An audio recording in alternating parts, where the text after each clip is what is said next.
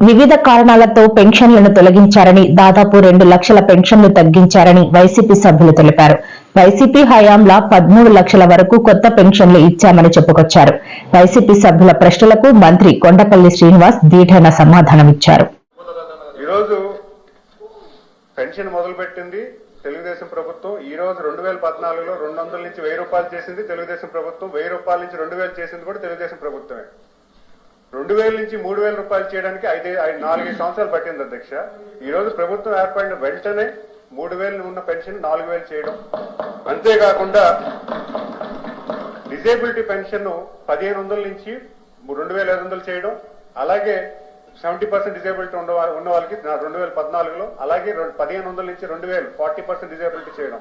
మళ్ళీ ఈ రోజు ఈ ప్రభుత్వం ఏర్పడిన వెంటనే డిజేబిలిటీ పెన్షన్ కూడా డబుల్ చేసి 3000 నుంచి 6000 చేయడం జరిగింది అధ్యక్ష. ఇది మేము పెన్షన్దారులకి ఇచ్చే గౌరవం. ఇది గౌరవంగా వాళ్ళు చూసుకొని వాళ్ళ తాలూకా ఖర్చు నిమిత్తమే వాళ్ళకున్న ఇబ్బందుల్ని తొలగిపోవడానికి ఇచ్చే ప్రయత్నం గవర్నమెంట్ ఇచ్చే ప్రయత్నం అధ్యక్ష. మరి అంతేకాకుండా ఈ రోజు ఎవరైతే బెడ్ రిడన్ ఉన్నారో, యాక్సిడెంట్ విక్టిమ్స్ కానీ లేకపోతే పెరాలసిస్ విక్టిమ్స్ కానీ, వాళ్ళకు కూడా 5000 నుంచి 15000 చేసిన ప్రభుత్వం ఈ ప్రభుత్వం అధ్యక్ష. 5000 నుంచి 15000 చేసిన ప్రభుత్వం ఈ ప్రభుత్వం అంటే ఇదే ప్రభుత్వం అధ్యక్ష. మరి అంతేకాకుండా కిడ్నీ డయాలసిస్ ఉన్న పేషెంట్స్ కూడా 10000 చేయడం జరిగింది అధ్యక్ష. మరి అంతేకాకుండా వాళ్ళు 2019 నాటికి నెలకి 1300 కోట్లు వాళ్ళు ఖర్చు పెడితే ఈ రోజు ప్రభుత్వం 2700 కోట్ల రూపాయలు ఈ ప్రభుత్వం ఖర్చు పెట్టడానికి మేము గర్వపడుతున్నాం అధ్యక్ష. ఎందుకంటే నిరుపేదలకి ఈ రోజు పెన్షన్ నిమిత్తమే వాళ్ళకి గౌరవంగా, వాళ్ళకి ఇబ్బంది లేకుండా బతకడానికి ఇస్తున్నటువంటి పెన్షన్ ను మేము గౌరవంగా చెప్పుకోవడానికి గౌరవ ముఖ్యమంత్రి వారు ప్రతి నెలగా 1వ తారీఖున ప్రతి అందరికీ కూడా, శాసనసభ్యులందరినీ కూడా ఒక గ్రామం విజిట్ చేసి ఆ గ్రామంలో నిరుపేదలు పలకరించి వాళ్ళకి ధైర్యం నింపే ప్రయత్నం ఈ ప్రభుత్వం చేస్తున్న అధ్యక్ష. మరి అంతేకాకుండా ఈ రోజు దేశం మొత్తంలో చూసుకుంటే ఈ ప్రభుత్వం ఖర్చు పెట్టినట్టు విధానంలో ఎక్కడా లేదు అధ్యక్ష. ఈ రోజు మొత్తం దేశంలో 13% పాపులేషన్ కి ఈ రాష్ట్రం ఖర్చు పెడుతూ దేశంలో నెంబర్ 1 స్థానానికి ఈ దేశంలో నిరుపేదలకి డబ్బులు ఇవ్వడానికి పెన్షన్ నిమిత్తమై ఈ ప్రభుత్వం చేస్తుంది అధ్యక్ష. అంతేకాకుండా ఈ రోజు 4000 రూపాయలు మన ప్రభుత్వం చేస్తుంది.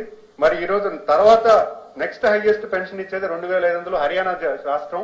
ఇవన్నీ కూడా ఏంటంటే మనం చెప్పాల్సింది ఏంటంటే ఈ రోజు గౌరవ సభ్యులు అడుగుతున్నారు నిరుపేదల గురించి. ఈ రోజు మేము చెప్తున్నాం నిరుపేదల పక్షాన నిలబడుతున్న ప్రభుత్వం ఏదైనా ఉంటే అది తెలుగుదేశం ప్రభుత్వాన్ని ఖచ్చితంగా మేము చెప్పగలం అధ్యక్ష. మరి అంతేకాకుండా ఈరోజు గౌరవ సభ్యులు చెప్తున్నారు నిరుపేదలు పెద్దవారికి ఇది నిరుపేద ప్రభుత్వం అని. ఈ రోజు గతంలో చూసుకుంటే 2019 నుంచి 2024 వరకు సుమారు 24 లక్షల పెన్షన్లు వాళ్ళు తీయడం జరిగింది అధ్యక్ష. దానికి కూడా నా దగ్గర ప్రూఫ్స్ ఉన్నాయి, దాని రికార్డు ఉంది. మొదటి సంవత్సరంలోనే 6,79,000 మంది పెన్షన్స్ మీరు తొలగించారు అధ్యక్ష. కొత్తగా 6 స్టెప్ వాలిడేషన్ పెట్టడం లేకపోతే ఇది ఒక పొలిటికల్ వెండేటాతోని 6,79,000 పెన్షన్స్ తీయడం జరిగింది అధ్యక్ష. మరి తర్వాత 4 సంవత్సరాల్లో మిగతా 5 సంవత్సరాల్లో 24,11,000 మంది పెన్షన్స్ తీయడం జరిగింది. ఈ సంవత్సరం నాటికి ఇప్పుడు ప్రభుత్వం ఏర్పడిన 10 నెలలకి ఈ రోజు పెన్షన్స్ ఎంత తీసాం అధ్యక్ష? వాళ్ళు చెప్తున్నటువంటి వాస్తవాలు అబద్ధం అధ్యక్ష. ఈ రోజు వాళ్ళు చెప్తున్న డిఫరెన్స్ ఏదైతే ఉందో అందులో 1,80,000 మంది కాలం చేసి స్వర్గస్థులు అయ్యారు అధ్యక్ష. దాని నిమిత్తమే వాళ్ళు పెన్షన్ క్యాన్సిల్ అయింది.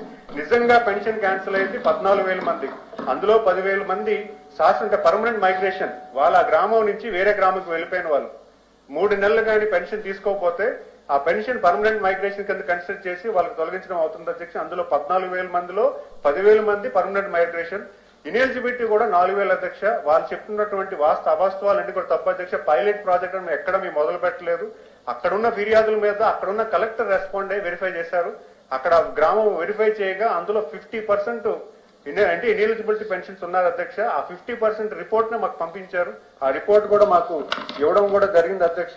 ఆ గ్రామం కూడా కోనసీమ గ్రామంలో మన జిల్లాలో డిస్ట్రిక్ట్ వైడ్ చేస్తున్నటువంటి 15,000 పెన్షన్స్ లో 658 మందికి వెరిఫై చేస్తే 374 మంది ఎలిజిబిలిటీ ఉంది అధ్యక్ష. మిగతా వాళ్ళందరూ కూడా ఇనెలిజిబిలిటీ పెన్షన్.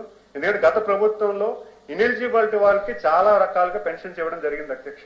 ఈ రోజు మా దగ్గర రికార్డ్స్ ఉన్నాయి. మీరు గతంలో 2019 నాటికి ఎలిజిబిలిటీ పెన్షన్స్ 10 లక్షల మంది ఉంటే అందులో 10 లక్షల మంది తొలగించడం జరిగింది. ఈ రోజుకి కూడా ఎలిజిబిలిటీ వాళ్ళలో తొలగించిన 10 లక్షల మందిలో వెరిఫై చేస్తే 3,50,000 ఎలిజిబిలిటీ ఉండి వాళ్ళు పెన్షన్స్ ఇవ్వకుండా పొలిటికల్ వెండేటాతో తొలగించడం జరిగింది అధ్యక్ష.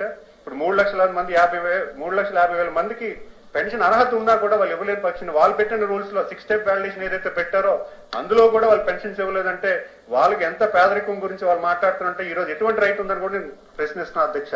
అలాగే గౌరవ సభ్యులు కొన్ని క్వశ్చన్స్ అడిగారు. ఈరోజు అంటే వాళ్ళు 13 పాయింట్ వెరిఫికేషన్ అంటున్నారు అధ్యక్ష. ఏ వెరిఫికేషన్ మాదున్నది పాత గవర్నమెంట్ లో వాలిడేషన్ ఏదైతే చేశారో అవే రూల్ పొజిషన్స్. అంటే హెల్త్ పెన్షన్ వెరిఫికేషన్ అవ్వచ్చు, ఇంకే వెరిఫికేషన్ అయినా కూడా పాత గవర్నమెంట్ లో వాళ్ళు తీసుకొచ్చిన ఏవైతే రూల్స్ ఉన్నాయో అవే వెరిఫికేషన్, ఇంకా కొత్త వెరిఫికేషన్ ఏమీ పెట్టట్లేదు అధ్యక్ష. ఈరోజు బిలో పవర్టీ లైన్ డెఫినేషన్ లో కూడా ఎటువంటి మార్పు లేదు. అదే వెరిఫికేషన్ ప్రాసెస్ ఫాలో అవుతున్నాం. హెల్త్ వెరిఫికేషన్ కూడా అదే వెరిఫికేషన్ జరుగుతుంది. ఈరోజు హెల్త్ వెరిఫికేషన్ గురించి వీళ్ళు తీసుకొచ్చిన ఈ తప్పుడు పెన్షన్స్ వల్ల ఒక వెరిఫికేషన్ ప్రాసెస్ అనేది నియమించడం జరిగింది. దాన్ని కూడా చాలా సామరస్యంగా చేస్తున్నాం అధ్యక్ష. ఎటువంటి ఇబ్బంది లేకుండా ఇంటికి వెళ్లి ఇంటి దగ్గర వెరిఫై చేసుకుని వెళ్తున్నారు తప్పించి డిజేబిలిటీ వాళ్ళకి ఇబ్బంది లేకుండా ఈ రోజు పెన్షన్ వెరిఫికేషన్ కార్యక్రమం కూడా జరుగుతుంది. దాన్ని కూడా నేను ఖండిస్తున్నాను అధ్యక్ష.